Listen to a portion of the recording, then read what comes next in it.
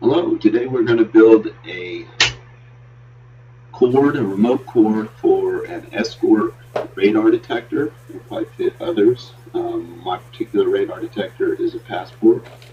First thing, we're going to grab us just a generic phone line. This is the wire that goes from a telephone to the wall. And as we look at it, we have yellow, green, red, and sometimes black or gray.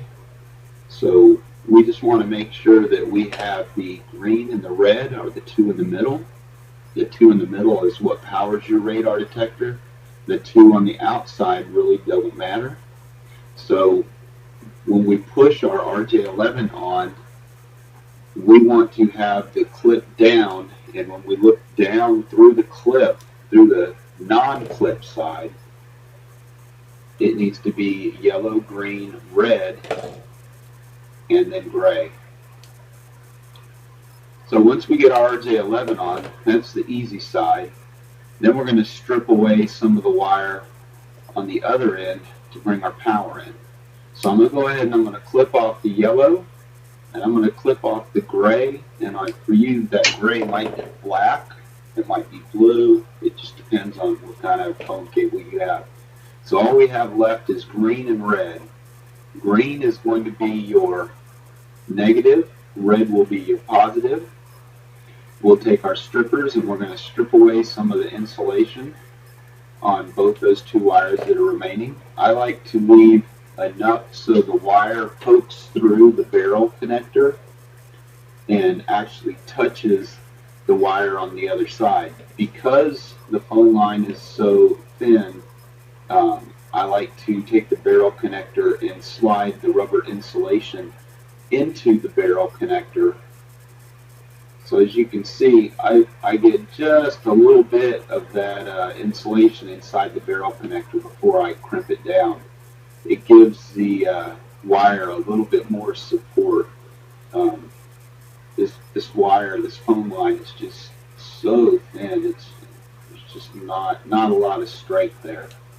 So the more rigidity you can give it, the better. So now I have my barrel connectors on the phone line. Now I need to connect power wires that will allow you to connect this to your car, your motorcycle, your truck, whatever it may be. So I like to keep everything uniform. I use black and red. So obviously for the red wire, I'm going to use a red extra wire. So red from the phone cable is going to be red going to your car or your power. And then green is going to be black. So that way you can't really mess it up. You know that black is ground. So we're just going to change it over here and make that green black.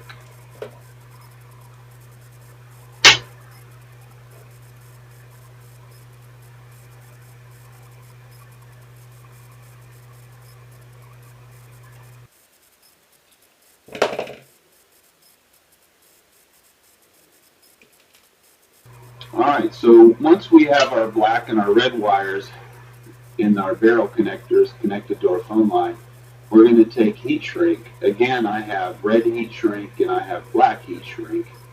And it's just, I guess that's just the way I am. I'm wired wrong because I like to have everything color coordinated, I guess. Um, so we put our heat shrink on, and now you can use a heat gun or a lighter. I have both. In another video where I made these, I used a lighter and some jackass flamed me. But hey, it's up to you. Whatever you have handy, use it. It doesn't really matter.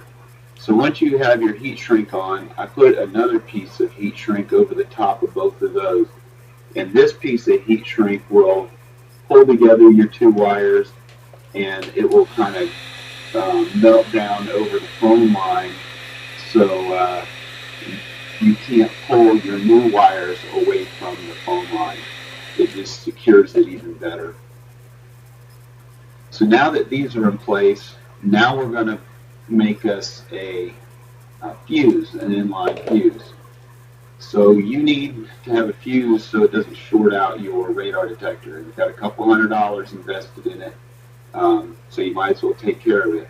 What I do is take an uninsulated female connector for the side that goes to the radar detector, and then I take another piece of wire and I strip off some of the ends, and then I take an insulated female connector for this side and I crimp it on the wire. This is a very economical way to make a fuse holder. So now that I have these two wires connected to my red, as you can see, it looks like a fuse holder. And then I take a piece of heat shrink. Again, because these are red wires, I'm going to use red heat shrink. This is red 1/2 inch heat shrink.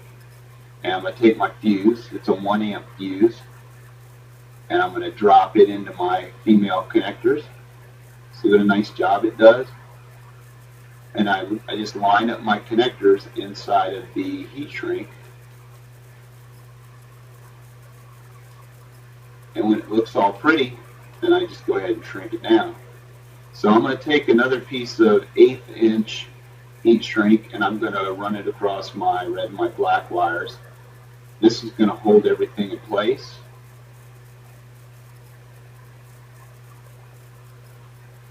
So I have these in place now, and I'm going to hang on to the phone line, and I'm just going to shrink all this down, make it look pretty. So once I have my heat shrink done, and my wires look pretty good, see what a nice fuse holder that makes? It really does a nice job. You can build this yourself for a couple dollars in parts if you have them laying around your garage. I've made so many of these over the years for my friends that I figured I'd do another video to show you all how easy it is to create these. So now I take my radar detector. This radar detector is jacked up. It's an old Escort 8500. It lights up and everything, but it doesn't detect radar, so it's kind of useless. And I have a 12-volt battery. I use an old UPS battery to test with, and if it lights up my radar detector, I know it's good. I hope this helped you out. Please watch some of my other videos.